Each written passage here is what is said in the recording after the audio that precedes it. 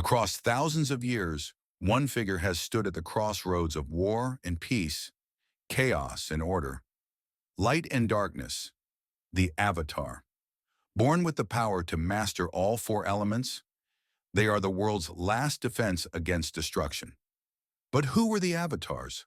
What legacies did they leave behind? And how did their greatest victories and most devastating failures shape the world? From the first Avatar Wan, who defied the gods to bring balance to the world, to Kyoshi, the ruthless warrior, and Aang, the boy who refused to kill, each Avatar carved their own destiny, some as saviors, others as cautionary tales. But power comes at a cost. Some Avatars died young, broken by their failures. Others ruled through fear, and one lost everything because he hesitated at the wrong moment. This is the complete and untold history of the Avatars, a story of legends, betrayals, and the never-ending fight for balance. Prepare to uncover the full legacy of the Avatars, like never before. The life and legacy of Avatar. Wan, the first Avatar, long before the time of great nations and bending societies. The world was a dangerous and untamed place. Humans lived in walled cities built atop the backs of massive lion turtles, the only safe havens from the spirits that roamed the untamed wilderness. Each lion turtle granted their inhabitants the power of a specific element, but only temporarily, allowing them to survive beyond their city's walls before returning their bending. It was in this era of uncertainty and imbalance that Wan, the man who would become the first Avatar, was born. Wan grew up in one of the Fire Lion Turtle cities, where he lived in poverty among the oppressed lower class. The wealthy ruled over the city, while those like Wan struggled to survive. But rather than accept his fate, Wan was bold, mischievous, and defiant. He refused to live in fear and dreamed of something greater. Determined to change his circumstances, Wan devised a plan. When hunters were granted firebending from the lion turtle to gather food outside the city, Wan joined them under the pretense of being a hunter. However, once beyond the walls, he turned against them, using his firebending to steal food for himself and his fellow oppressed citizens. Though he succeeded, he was eventually caught and exiled into the dangerous wilds. Unlike others who were exiled, Wan did not succumb to the harsh world. Instead, he learned to live among spirits, adapting to their ways and treating them with respect. Over time, he gained their trust, proving that humans and spirits could coexist. During his journey, he discovered that bending was more than just a borrowed power. It could be mastered. While others relied on their lion turtles, Wan trained himself to become truly skilled in firebending, learning from the spirits and the elements themselves.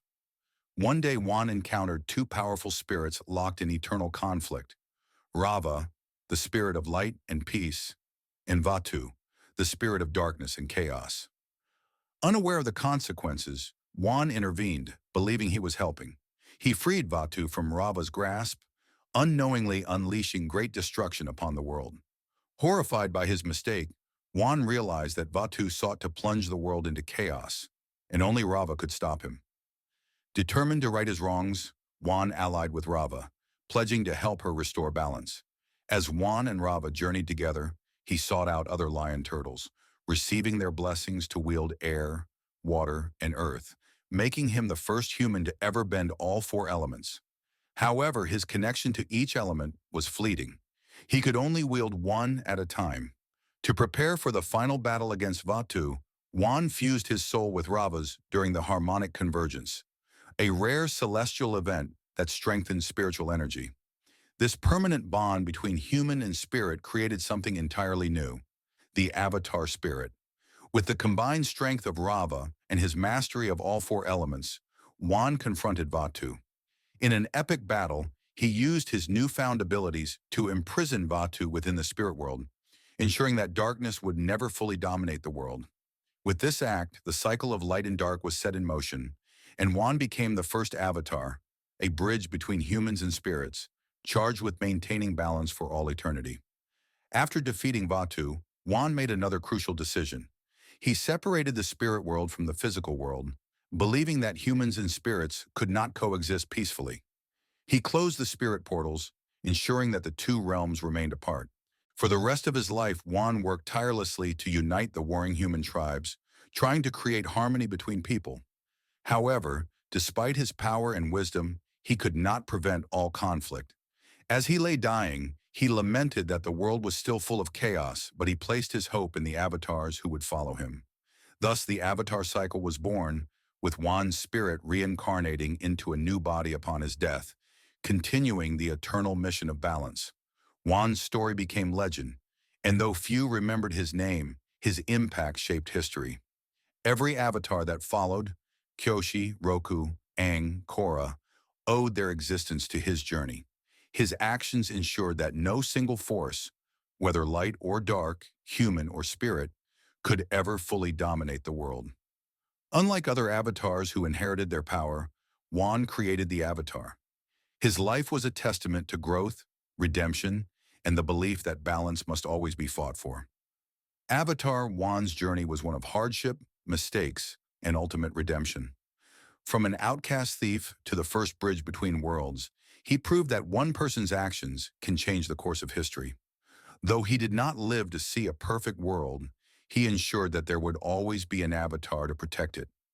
His legacy endured for thousands of years, reminding all avatars that balance is not something given. It is something fought for, over and over again. The life and legacy of Avatar, Sato Avatar. Sato was born into the Fire Nation centuries before the Hundred-Year War, during a time of growing instability and political corruption. Unlike many avatars who grew up in the public eye, Sato's early life was unremarkable. He was not a noble, warrior, or ruler. He was a bureaucrat, an ordinary government official working within the Fire Nation's vast administrative system. This made him a unique avatar from the start. While others like Kyoshi and Roku wielded great physical power to shape history, Sato used diplomacy, strategy, and careful planning to maintain balance. When Sato became the Avatar, the Fire Nation was in turmoil. Corrupt officials exploited the people, feudal lords fought for power, and the government was ineffective. The nation was at risk of falling into civil war, and the unrest threatened to spread to the rest of the world.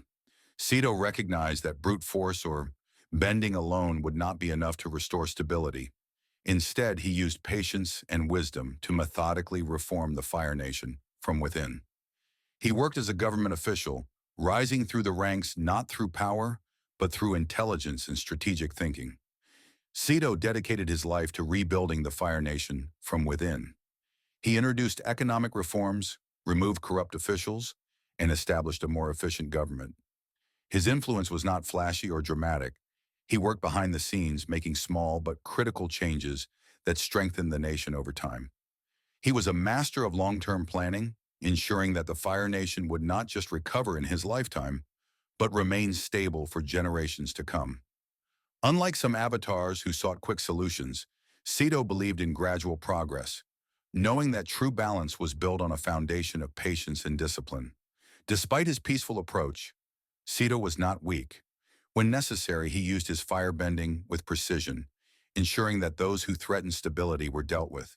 He was a master of controlled firebending, embodying the philosophy of balance between destruction and creation.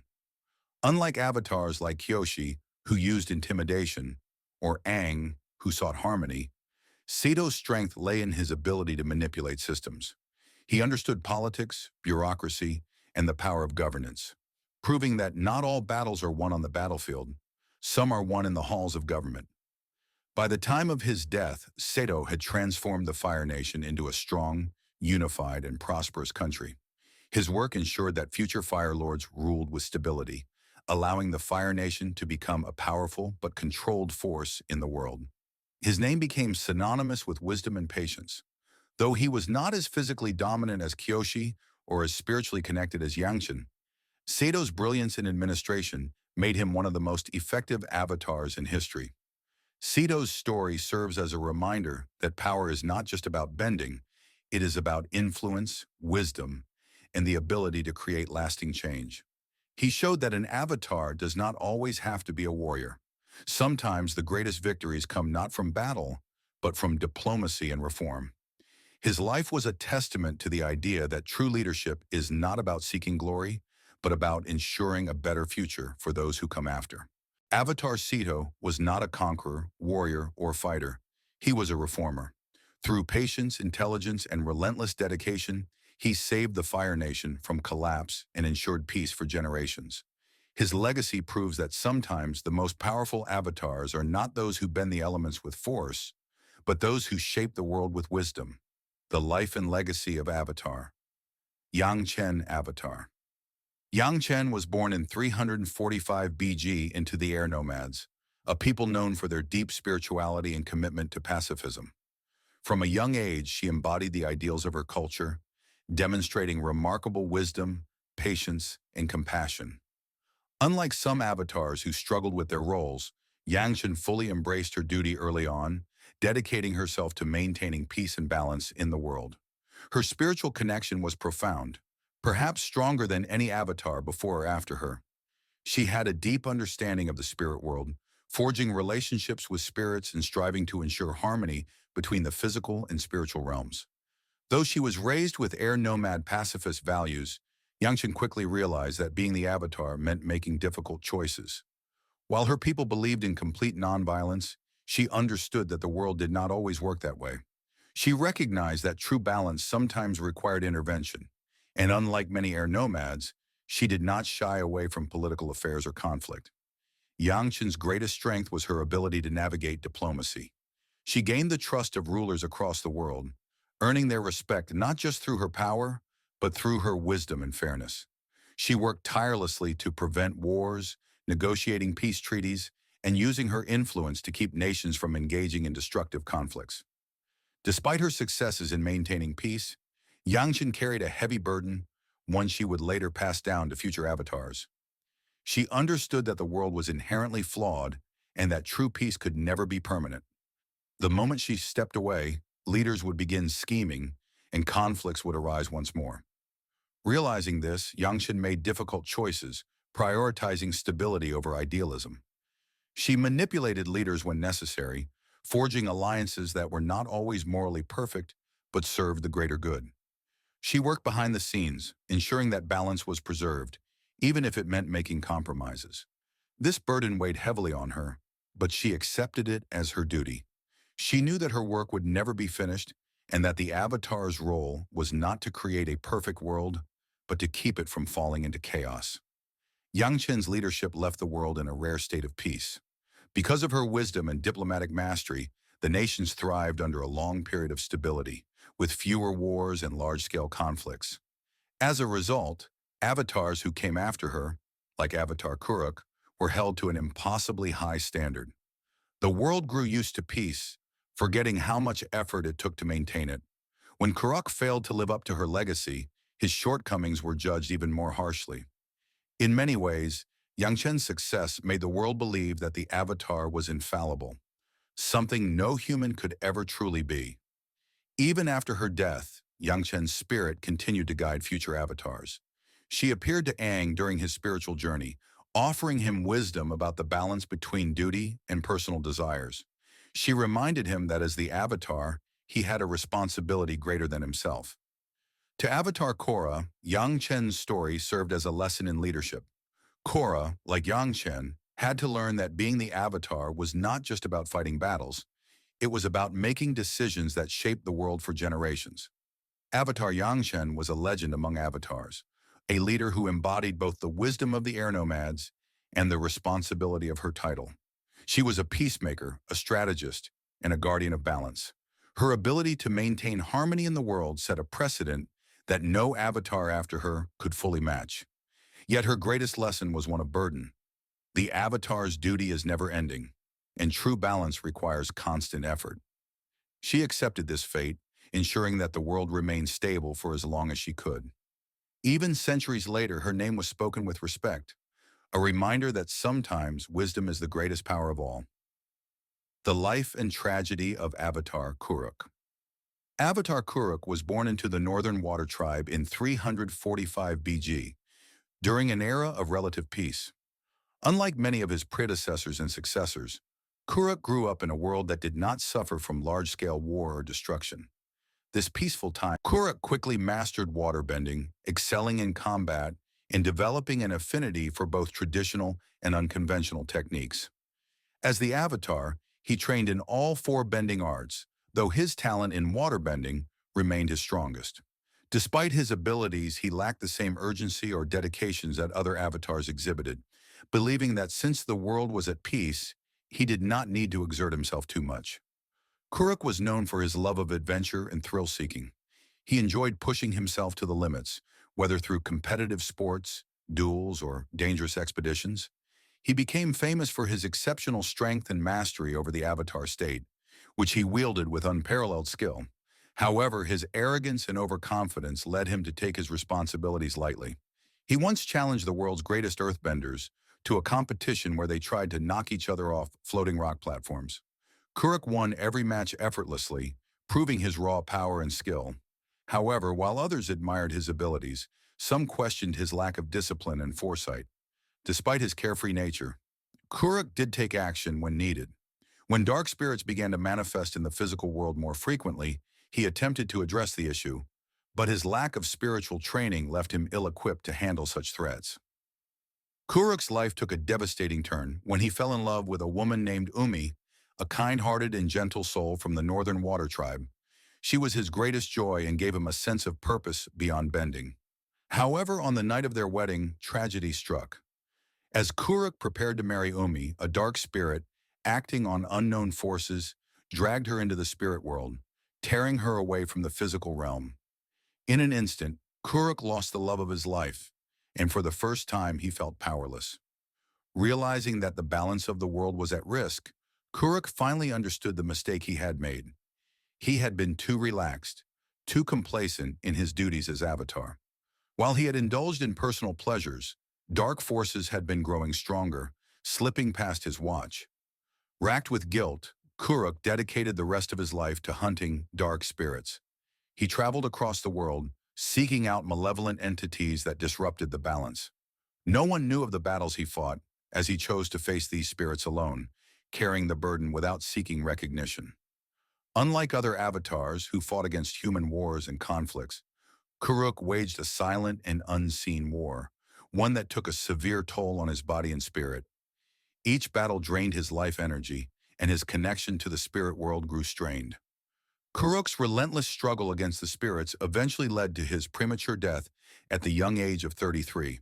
His once powerful body was worn down by the spiritual corruption he absorbed, and his spirit was deeply scarred by the battles he fought alone. Despite his efforts, he died with a heavy heart, feeling as though he had failed the world by not acting sooner. He left behind no great monuments, no grand victories, only regret and sorrow. Kuruk's story remained largely forgotten by history, and many viewed him as an avatar who had wasted his potential. However, his spirit endured, seeking redemption through future avatars. Centuries later, he appeared to Avatar Aang, and later to Avatar Korra, warning them about the dangers of spiritual imbalance. To Korra, he revealed the painful truth of his life, urging her to learn from his mistakes. Unlike Kuruk, Korra took a more proactive approach in facing dark spirits, ensuring that she would not repeat his tragic path. Kuruk's greatest lesson was one of responsibility. He taught future avatars that neglecting their duty, even in times of peace, could lead to devastating consequences. Avatar Kuruk's story is one of wasted potential, tragic loss, and redemption. He was a powerful warrior, but his arrogance and carelessness cost him dearly. His failure to act allowed darkness to spread, and his life ended in sorrow. Yet through his later wisdom and guidance, he helped shape the path of future avatars, ensuring that his mistakes would not be repeated. His legacy serves as a reminder that even in times of peace, the avatar's duty never truly ends. The life and legacy of Avatar. Kyoshi. Avatar, Kyoshi was born in 312 BG in a small, impoverished village in the Earth Kingdom. Her early life was marked by hardship, abandonment, and struggle. Her parents, Jisa and Hark, were former criminals who abandoned her when she was young. Left to fend for herself, Kyoshi survived on the streets, relying on her wits and resilience. Eventually, she was taken in by Kelsang, a kind air nomad who became a father figure to her. For years, Kyoshi lived in the house of a false avatar. The Earth Kingdom had mistakenly identified another child, Yun, as the avatar, and Kyoshi served as his humble servant. Though she showed no signs of great bending power, she was fiercely strong, determined, and had a deep sense of justice. For most of her early life, Kyoshi was unaware of her own destiny. The world believed Yoon to be the Avatar, and he was trained as such by Jianzhu, a powerful Earth Kingdom noble, and Kelsang, Kyoshi's air nomad guardian. However, in a moment of crisis, it was revealed that Kyoshi was, in fact, the true Avatar. When Jianzhu, desperate to prove Yun's status, pushed too far, Kyoshi entered the Avatar state in a fit of rage, confirming her true identity. This revelation shook the world, as it meant Yun had been trained in vain, and the real Avatar had gone neglected for years. Unlike her predecessors, Kyoshi did not grow up in temples or palaces. She was hardened by poverty and betrayal, shaping her into an Avatar unlike any other, one who believed in justice through strength. After Jianzhu murdered Kelsang, Kyoshi swore vengeance and left her old life behind. She traveled with the Flying Opera Company, a group of outlaws that had once included her parents. Here she embraced a new kind of training, learning from criminals, warriors, and street fighters. She developed a unique fighting style, combining her earthbending with her towering physical strength and battle tactics. Throughout her journey, Kyoshi gained a reputation as a brutal but fair avatar. She did not hesitate to use violence against those who oppressed others. While previous avatars sought peaceful solutions, Kyoshi believed in direct action, willing to do whatever was necessary to maintain balance. Determined to bring justice to the world, Kyoshi confronted Jianzhu, the corrupt politician who had controlled much of the Earth Kingdom. In a fierce battle, she defeated him, breaking the hold of his influence. However, this was just the beginning of her journey.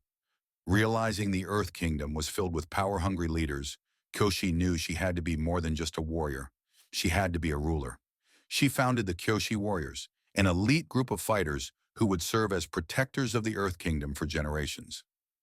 She also established the Dai Li, a secret police force meant to preserve stability in the kingdom, though it would later become corrupt. Kyoshi lived longer than any known avatar, reaching the age of 230. During her reign, she was feared and respected, ensuring that peace was maintained through sheer force of will. Her actions shaped the Earth Kingdom for centuries, and her philosophy of justice through strength influenced future avatars. She left behind a powerful legacy, one of discipline, fearlessness, and decisiveness. Unlike Roku, who hesitated, or Aang, who sought peace above all, Kyoshi never doubted her duty. She did what needed to be done, regardless of morality or personal feelings. Kyoshi's spirit appeared to Aang, advising him that sometimes violence is necessary to ensure peace. She did not believe in showing mercy to those who would cause suffering. Though Aang ultimately chose a different path, Kyoshi's teachings remained an essential part of his journey. Her legacy continued through the Kyoshi warriors, who played a key role in the Hundred-Year War and in aiding Avatar Aang. Even centuries later, Kyoshi's influence could be felt, proving that her impact on the world was one of enduring strength. Avatar Kyoshi was a warrior, a ruler, and a legend. Her life was defined by hardship, but she used her pain to forge a legacy of justice. While others hesitated, she acted. While others debated, she fought. She was the Avatar who did not seek peace. She enforced it. Her name became a symbol of power, and even long after her time, the world remembered her as the Avatar who never backed down. The life and legacy of Avatar Roku. Born in 82 BG in the Fire Nation, Roku was raised in a noble family and enjoyed a privileged upbringing. Despite his status, his early years were marked by a strained relationship with his parents, who favored his twin brother Yasu. However, Roku found solace in his friendship with Prince Sozin, heir to the Fire Nation throne. The two were inseparable, celebrating birthdays together and training in firebending side by side. As a child, Roku was kind-hearted, unambitious, and deeply loyal to those he loved. His friendship with Sozin became the foundation of his formative years. They shared dreams, secrets, and a bond that seemed unbreakable. However, fate had different plans for them. At the age of 16, Roku's life took a dramatic turn when he was informed by the Fire Sages that he was the Avatar. Overwhelmed by the revelation, he doubted his own capabilities. However, Sozin encouraged him to embrace his destiny, gifting him the Crown Prince headpiece as a token of their friendship. Roku left the Fire Nation to train in the other three bending arts, beginning with airbending at the Southern Air Temple. There, he met a young air nomad named Gyatso, who would later become Aang's mentor. Though they initially clashed, they soon became close friends. Roku struggled with airbending's philosophical aspects but persevered, learning to embrace the teachings of the air nomads. His journey continued as he traveled to the Northern Water Tribe to learn waterbending under Master Tekukak.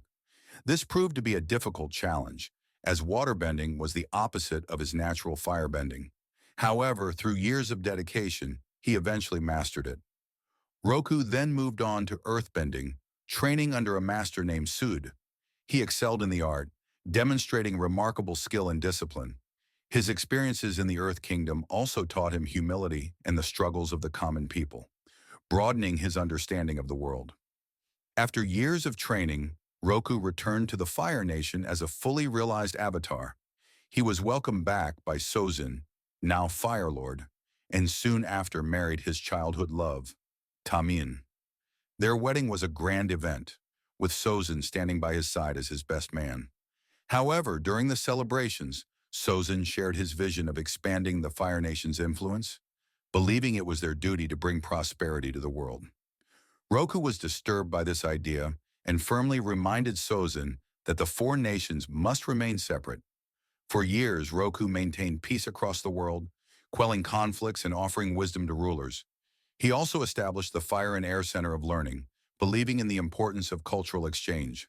However, as time passed, the Fire Nation's ambitions grew, fueled by nationalism and technological advancements. 17 years after his wedding, Roku discovered that Sozin had begun expanding Fire Nation colonies into the Earth Kingdom. Enraged, Roku stormed into the palace and confronted his old friend. He easily overpowered Sozin in battle, destroying the throne room in the process. Yet in a moment of mercy, he spared Sozin's life, warning him to abandon his ambitions or face destruction. This act of compassion would prove to be Roku's greatest regret. 25 years later, Roku's home island was devastated by a massive volcanic eruption. Despite his incredible bending abilities, he struggled to contain the disaster. Just when all hope seemed lost, Sozin arrived on his dragon, offering to help. The two worked together, holding back the lava and destruction. However, as toxic gases filled the air, Roku began to suffocate. In his moment of weakness, he pleaded for Sozin's help. But Sozin, realizing that with Roku gone, nothing would stand in his way, abandoned him to die. Roku and his loyal dragon, Fang, perished together in the eruption. With Roku gone, Sozin launched his conquest, beginning the 100-Year War. Though Roku had failed to stop Sozin, his wisdom lived on in his next reincarnation, Aang. Throughout Aang's journey, Roku appeared as a guiding spirit, offering advice and urging him to be decisive. He warned Aang against repeating his mistakes, believing that mercy had led to the suffering of the world. However, as time went on, Aang grew beyond Roku's teachings. When faced with the dilemma of killing Fire Lord Ozai, Aang chose a different path, energy bending, to remove Ozai's power instead of taking his life. This decision marked Aang's divergence from Roku's philosophy. Years later, when political tensions arose between the Fire Nation and Earth Kingdom, Roku advised Aang to eliminate Fire Lord Zuko if he ever became a threat. However, Aang rejected this notion, believing Roku's outdated views no longer applied in the post-war world. In a painful but necessary act, Aang severed his connection with Roku, choosing to forge his own path as the Avatar. Avatar Roku was a man of great wisdom and skill, but also one who carried deep regrets. His loyalty to Sozin blinded him to the threat his old friend posed, and his mercy allowed a century of war to unfold.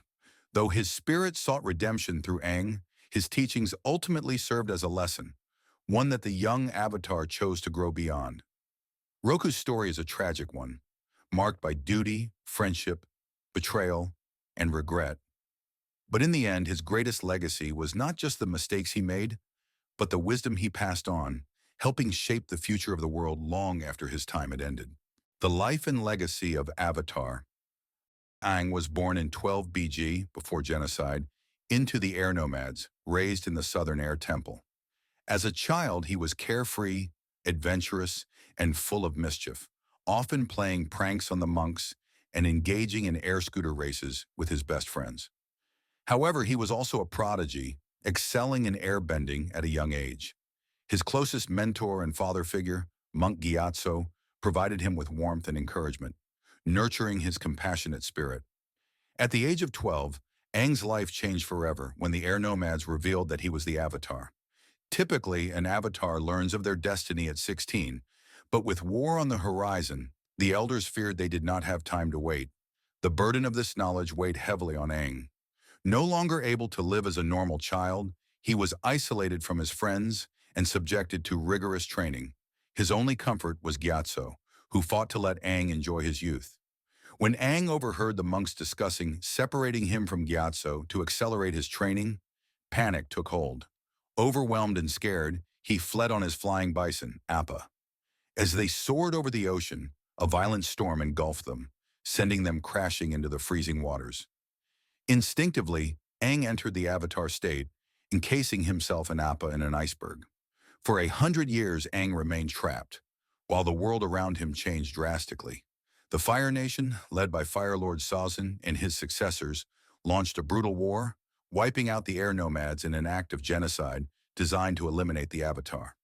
Without Aang, the world fell into chaos. In 100 AG after genocide, Aang was freed from the iceberg by two Southern Water Tribe siblings, Katara and Sokka. They were astonished to meet a living air nomad, unaware of his identity as the Avatar. Aang, in turn, was oblivious to the fate of his people. The trio soon encountered Prince Zuko, the exiled Fire Nation prince obsessed with capturing the Avatar to restore his honor. Forced to flee, Aang learned the devastating truth. The air nomads were gone, and he was the last of his kind. Stricken with grief and guilt, he realized the war had lasted an entire century. Determined to restore balance, Aang accepted his role as the Avatar. With Katara and Sokka by his side, he set out on a journey to master all four elements and defeat Fire Lord Ozai before the arrival of Sozin's comet, which would grant the Fire Nation unstoppable power. Aang's quest took him across the world, teaching him invaluable lessons about friendship, sacrifice, and leadership. Under Katara's guidance, he mastered waterbending, developing a deep bond with her in the process. His earthbending training proved to be more difficult, as it required a level of brute force that clashed with his natural pacifism. However, under the tough and fearless Toph Beifong, he eventually became a formidable earthbender. Firebending was his greatest struggle, not only due to its destructive nature, but because of his personal aversion to it, given the Fire Nation's role in the war. However, with the guidance of the Sun Warriors and his eventual firebending master Zuko, Aang rediscovered firebending's true essence. Not rage, but life and passion. Throughout his journey, Aang frequently communed with his past lives, including Avatar Roku, who provided wisdom and warnings about decisiveness. However, Aang's ultimate challenge was not just physical mastery, it was finding his own path in a world that demanded violence to end violence. As Sozin's comet approached, Aang wrestled with a moral dilemma. How could he defeat Fire Lord Ozai without taking a life? He was taught by the air nomads to respect all life, but every advisor, including Roku, urged him to kill. In the final battle, Ozai, enhanced by the power of the comet, was nearly unstoppable. Aang fought fiercely, but refused to kill, even when backed into a corner. At the last moment, he unlocked his hidden potential and used energy bending, a lost technique that allowed him to strip Ozai of his firebending permanently. By sparing his enemy and still achieving victory, Aang proved that true strength comes from conviction, not destruction. His choice to show mercy defined his legacy and set the foundation for a new era. With the war over, Aang faced the challenge of rebuilding a broken world. He and Zuko, now Fire Lord, worked together to dismantle the Fire Nation's colonial rule, though tensions persisted. Aang founded Republic City, a place where people of all nations could live together in harmony. His personal life flourished as well. He and Katara grew closer, eventually marrying and having 3 children, including Tenzin, an airbender who would carry on his father's legacy. Aang also worked to revive air nomad culture, hoping to ensure the survival of his people's traditions. After decades of peacekeeping, Aang passed away at 66. His life energy drained from being trapped in the iceberg for a century. His next reincarnation, Avatar Korra, was born into the Southern Water Tribe.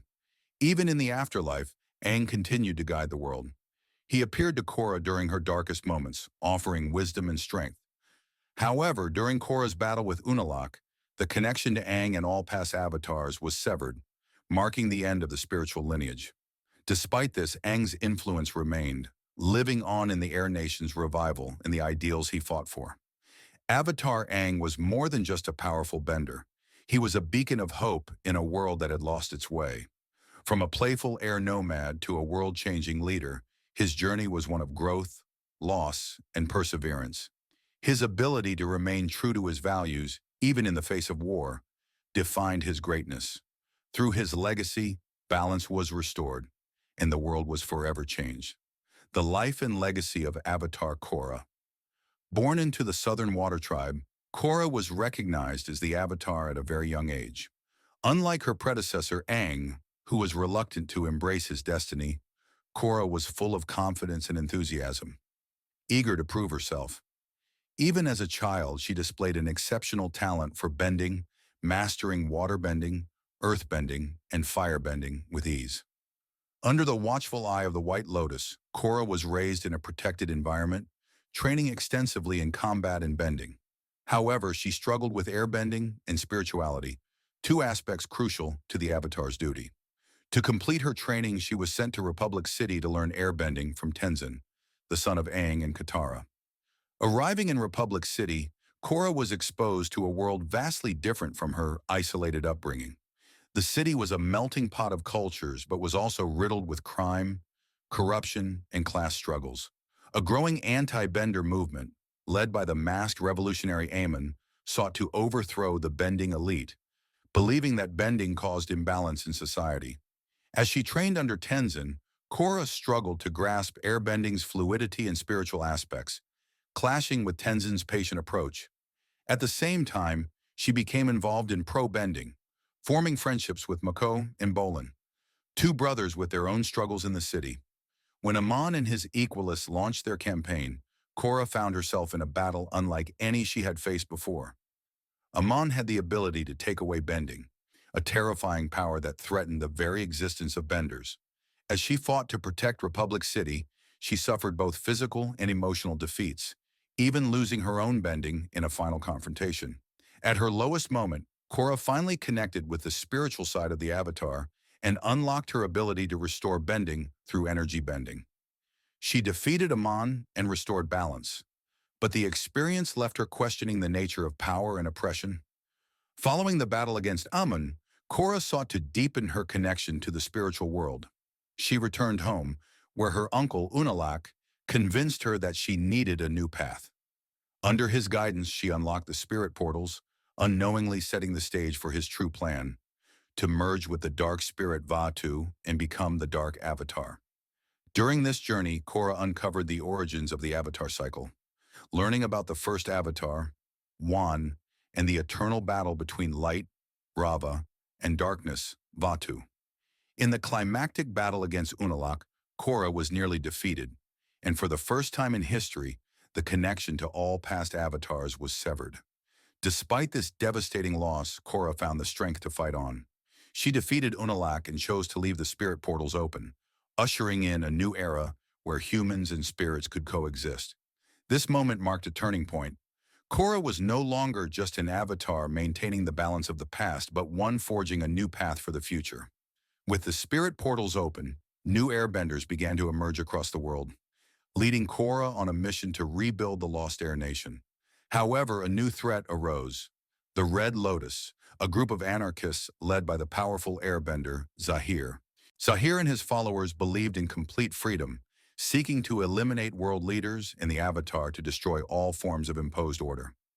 Unlike past enemies who sought power, Zahir sought chaos. Korra was pushed to her limits as she fought the Red Lotus.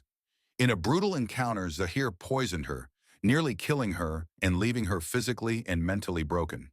For the first time, the Avatar, once seen as an indomitable force, was vulnerable and powerless. Following her battle with Zahir, Korra spent years recovering from the trauma of her near-death experience.